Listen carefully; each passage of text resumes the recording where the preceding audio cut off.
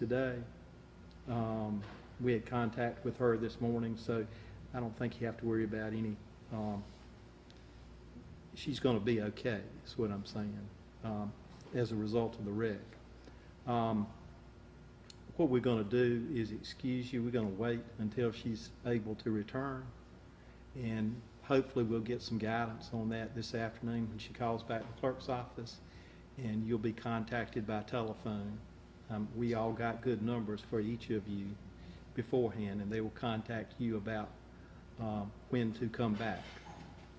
Hopefully it will be in the morning. It may be a little later than that. We thank you for your patience, but this is the only way I can proceed. So with, now, during the time that you're not with us, do not talk about this case among yourselves. It's further duty not to talk to anyone else, to allow anyone else to talk with you or to say anything in your presence about this case. Be very careful in how people approach you, because this sort of highlights where we are in this case, and don't say anything to anyone about this case, and if anyone starts to say anything to you, stop them right away. Yeah, I don't want you to be tempted, and I don't want them to be encouraged to talk to you about this case. If anyone communicates with you or attempts to communicate with you about this case, provides you any information at all, you need to let the sheriff know. Don't do any individual research or investigation on your own about any issue touching on this trial, and be mindful of the instructions I've given you earlier, particularly the juror instruction sheet. With that, while everyone else will remain seated, I will excuse the 16 of you and ask that you return and assemble in the jury room once you're contacted when to be here. We thank you.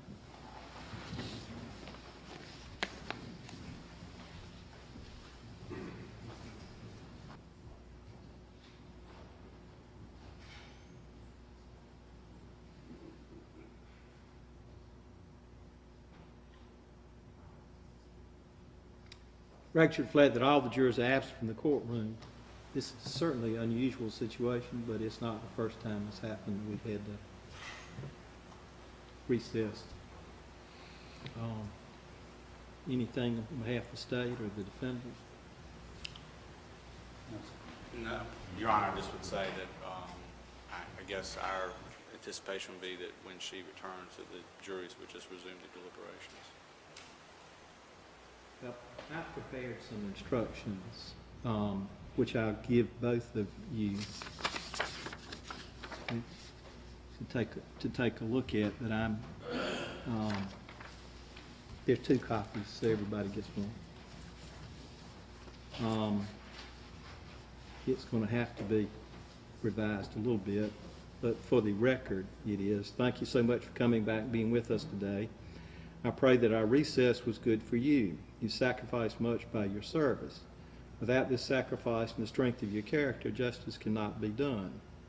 The evidence before you naturally prompts strong feelings and emotions. The evidence may naturally arouse sympathy for one party or another.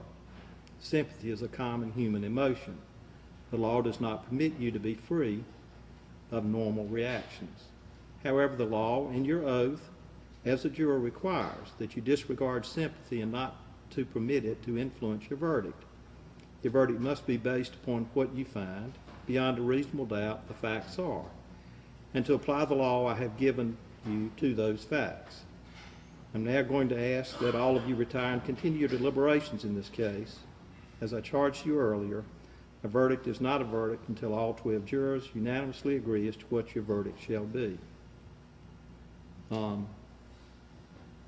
If y'all want to think about that over the night, that's fine. If you got reactions now, I'll be glad to hear them. I got that from a model charge over the weekend. I think it was the ABA, but that's okay.